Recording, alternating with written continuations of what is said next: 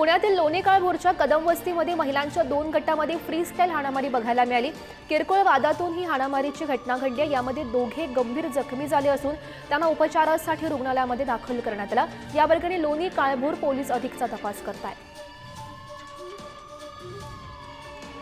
नांदेडच्या माहूरमध्ये अवैध वाळू माफियांविरोधात महसूल विभागाने कारवाई केली आहे। अधिकाऱ्यांनी वाळू माफियांचा पाठलाग केला। अखेर अवैध वाळू माफियांनी दुचाकी आडव्या लावत त्या ठिकाणाहून पळ काढला आणि या वाळू माफियांवर गुन्हे दाखल झालेले आहेत।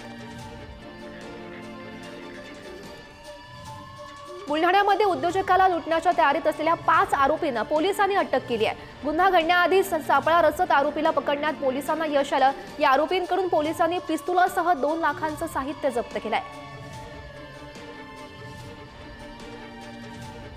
सांगलीतील एमडी ड्रग्स प्रकरणी मुंबईतील आणखी दोघांना अटक झाली आहे। माऊली इंडस्ट्रीजमध्ये सुरू असणाऱ्या ड्रग्स कारखान्याचा सांगली स्थानिक गुन्हे शाखेने पर्दाफाश केला होता। आतापर्यंत या प्रकरणी विट्यातील 9 जणांना अटक सुद्धा झाली। बांगलादेशी जन्मदाखला घोटाळ्यासंदर्भात भाजपाचे नेते किरीट सोमय्या यांनी माहिती दिली आहे। विलंबित जन्मदाखल्यासाठी खोटी बनावट कागदपत्रे सादर करण्यात आलेली होती। त्या संदर्भात अकोल्याच्या विविध तालुक्यामध्ये 23 जणांविरोधात गुन्हा नोंदवण्यात आल्याचं त्यांनी म्हटलं। जालन्यामध्ये अवैध वाळू वाहतूक करणारे 2 हायवा आणि 2 ट्रॅक्टर पोलिसांनी जप्त केलेत।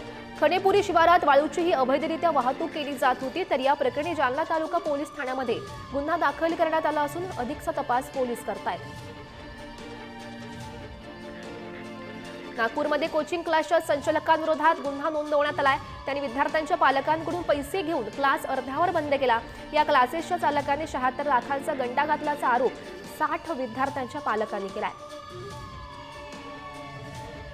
कल्याण गुन्हे शाखेने रात्री उल्हासनगरच्या मध्यवर्ती परिसरातील लॉजिंग अँड बोर्डिंगवर छापा टाकलाय आणि याचवेळी पथकाने 10 जणांना अटक केली आहे। आरोपींमध्ये 4 पुरुषांसह 6 मुलींचा समावेश आहे। या लॉजिंगमध्ये अनैतिक कृत्य सुरू असल्याची माहिती पोलिसांना मिळालेली होती।